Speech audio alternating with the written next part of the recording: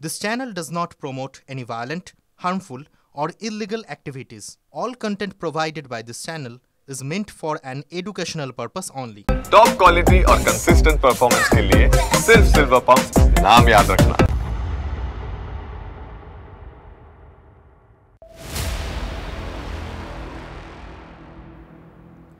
নমস্কার, দেখছেন TV9 বাংলা। আপনাদের সঙ্গে রয়েছি আমি তন্নিষ্ঠা। আর আজ বঙ্গ রাজনীতিতে কি ঠিক চলছে সমস্তটাই আপনাদেরকে আপডেট দেব। দেখুন, তৃণমূলের 21শে জুলাইয়ের আগে ভোটের দামামা বাজাতে বাংলায় মোদি আজই দুর্গাপুরে নরেন্দ্র মোদীর মেগা জনসভা।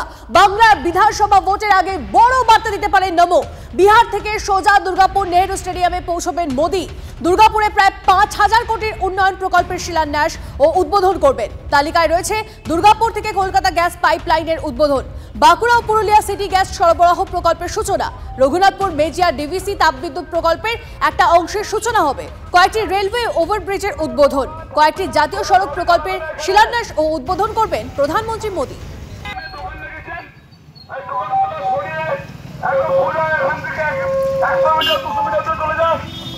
কোনো দোকান থাকবে না, কোনো গাড়ি দাঁড়াবে না এখানে।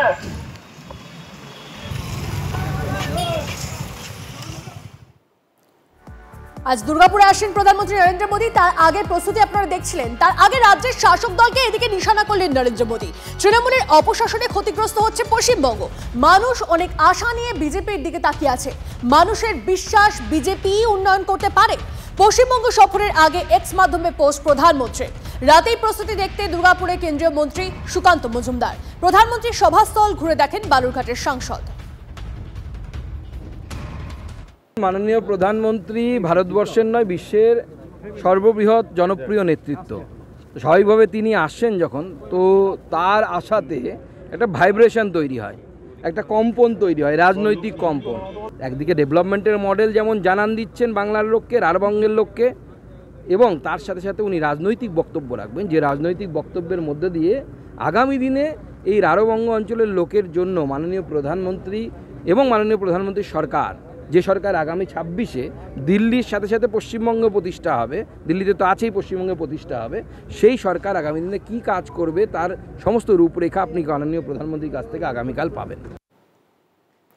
মোদীর বঙ্গ সফরের আগে সুর চড়াচ্ছে তৃণমূল। বাংলার বকেয়া টাকা শোধ করতে হবে আর বাঙালিদের হেনস্থার জন্য দুঃখ প্রকাশ করতে হবে, দাবি তৃণমূলের রাজ্য সাধারণ সম্পাদক কুণাল ঘোষের। প্রধানমন্ত্রীকে রাজনৈতিক পর্যটক বলে কটাক্ষ।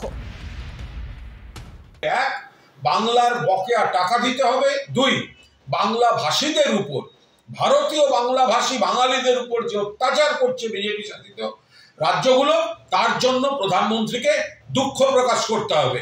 এর বাইরে ওনার এই সফরে কারুর কোনো আগ্রহ নেই। রাজনৈতিক পর্যটক আসবেন, যাবেন, বিজেপি হারবে। আর এই প্রসঙ্গে কটাক্ষ করতে ছাড়েননি কংগ্রেস নেতা অধীর রঞ্জন চৌধুরী এবং সিপিএম নেতা মোহাম্মদ সেলিম। দিদির সঙ্গে মোদি একটা গেম আছে না, মোদি কিছু বলে দিদি তার বিরোধিতা করবে, দিয়ে একটা বার্তা দেবে যে মোদির একমাত্র বিরোধিতা করতে বেলা বাংলার মুখ্য দিদি আছে এই বাংলা। এই চলবে খেলা, এটা আরো বাড়বে আগামী দিনে। মমতা এবং মোদির মধ্যে কোনো তফাৎ আছে এই ব্যাপারে?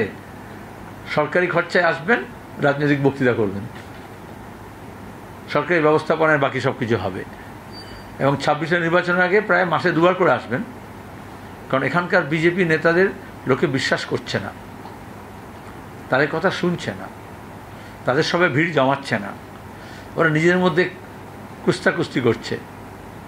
ওই জন্য এখন তাদেরকে আসতে হচ্ছে, অনেকটা গার্জেন কলের মতো, ছাত্র ফেল করলে অভিভাবককে ডাকতে হয়। ফেব্রুয়ারিতে মোহন ভাগবত, জুলাইয়ে প্রধানমন্ত্রী। আরএসএস এর তৈরি করা জমি কি আরো উর্বর হবে মোদীর সফরে? দুর্গাপুর দেখুন এমন একটা জায়গা যেটা রাঢ়বঙ্গের কেন্দ্রস্থল। নবান্ন দখলের লড়াইয়ে পদ্ম শিবিরের নকশায় অত্যন্ত গুরুত্বপূর্ণ রাঢ়বঙ্গ জোন। মোদীর সভাকে সামনে রেখে এখন থেকেই কি তাহলে হাওয়া তৈরির চেষ্টা? শাসক দল অবশ্য এতে আমল দিচ্ছে না। मुझे पार्लियामेंट में बाबुल चाहिए। 2014 লোকসভা ভোটের প্রচারে নরেন্দ্র মোদী বলেছিলেন সংসদে বাবুল সুপ্রিয়কে চাই। আসানসোল পাশে দাঁড়িয়েছিল বিজেপি। 2019-এর ভোটে আসানসোল লাগোয়া বর্ধমান, দুর্গাপুর, বাঁকুড়া, বিষ্ণুপুরে ওড়ে পদ্মফুলের পতাকা। আবার রাঢ়বঙ্গে প্রধানমন্ত্রী। আলিপুরদুয়ারের পর দুর্গাপুর। 26-এর মহাযুদ্ধের আগে শুক্রবার বাংলায় ফের সফর। তৃণমূলের 21শে জুলাইয়ের মুখে বঙ্গে মোদি, আর এই প্রেক্ষাপটে রাজনৈতিক মহলের চর্চা কোন অঙ্কে। মোদির সভা হিসেবে বাছা হলো দুর্গাপুরকে। বিজেপি সূত্রে খবর, বিধানসভা ভোটে আলাদা গুরুত্ব পাচ্ছে রাঢ় বঙ্গ জোন। এর আওতায় রয়েছে বাঁকুড়া, বিষ্ণুপুর, বীরভূম, বোলপুর, বর্ধমান পূর্ব, আসানসোল, বর্ধমান, দুর্গাপুর, পুরুলিয়া সাংগঠনিক জেলা। আর কেন্দ্রস্থল হিসেবে গুরুত্ব দুর্গাপুরের জমি অনেক দিন ধরে পদ্মের জন্য উর্বর। 2019-এর লোকসভা ভোটে দুর্গাপুরের 2টি বিধানসভা আসন থেকে বড় লিড পাওয়ায় বর্ধমান দুর্গাপুরে জয়ী হয় বিজেপি। গত বিধানসভা ভোটে দুর্গাপুর পশ্চিমেও জয় পায় পদ্মশিবির। আর গত লোকসভা ভোটে বর্ধমান দুর্গাপুর কেন্দ্রে দিলীপ ঘোষ হারলেও দুর্গাপুর পশ্চিম তাকে লিড দিয়েছিল। বিজেপির জন্য এমন একটা অনুকূল জায়গায় 7 বছর পর ফের প্রধানমন্ত্রীর সভা। বিজেপি নেতৃত্ব মনে করছে মোদির সভা সংগঠনে প্রভাব ফেলবে, পাশাপাশি ফল মিলতে পারে দুর্গাপুর লাগোয়া আসনগুলিতে। আমরা এবারে এই রাঢ়বঙ্গে কেন্দ্র করে বাংলা সরকার গঠনের যে মূল যে কারিগর, সে রাঢ়বঙ্গ হবে। উত্তরবঙ্গ ছিল, এবার রাঢ়বঙ্গ করে দেখাবে। আর সেই রাঢ়বঙ্গ উত্তরবঙ্গ শুরু করেছেন, রাঢ়বঙ্গ সেকেন্ড মিটিং মোদিজি করছেন। রাঢ়বঙ্গে 57-এর মধ্যে আমরা 50টা সিটও জিতবো, সেই অঙ্গীকার নিয়ে আমরা রাস্তা নেমেছি। আর সেই রাস্তাকে সফল করার জন্য মোদি আমাদের মাঠে আসছেন।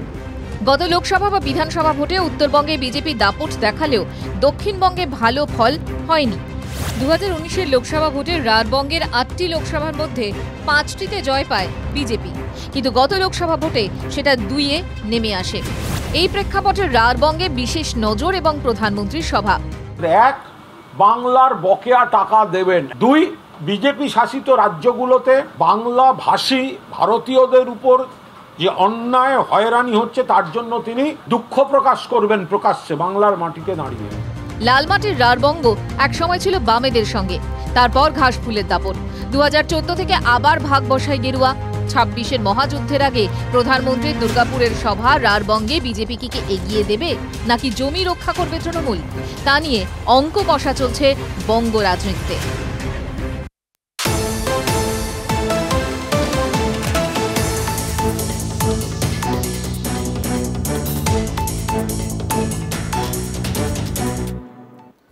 26-এর ভোটে বিজেপির প্রাপ্ত আসনের ভবিষ্যৎবাণী করে দিলেন শুভেন্দু। আগামী বিধানসভা নির্বাচনে 177টি আসন পাবে বিজেপি।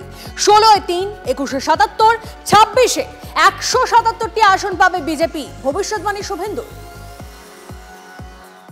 উনি তো প্রধানমন্ত্রী হয়ে গেছিলেন 24-এ প্রধানমন্ত্রী হয়ে গেছিলেন। 16-তে 3, 21-এ 77, 26-এ 177। শুভেন্দু অধিকারীর বক্তব্য আপনাদেরকে শোনালাম। শুভেন্দু অধিকারী তিনি বলছেন আগামী বিধানসভা নির্বাচনে 177টি আসন পাবে বিজেপি। 16-এ 3টি, 21-এ 77, 26-এ 177টি আসন পাবে বিজেপি।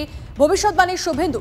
তৃণমূল নেতা জয়প্রকাশ মজুমদার আমাদের সঙ্গে রয়েছেন, তার থেকে এই বিষয়ে প্রতিক্রিয়া জানতে চাইব। জয়প্রকাশ বাবু, কেন আগলাবার 200 পার সেসব এখন ভুলে গিয়ে এখন 177-এ এসব এলোমেলো কথাবার্তা বলে মানুষকে বিভ্রান্ত করছেন। সব থেকে বড় কথা যে 7টা আসন যদি পায় বিজেপি সেটাও যথেষ্ট হবে 26-এর নির্বাচনে।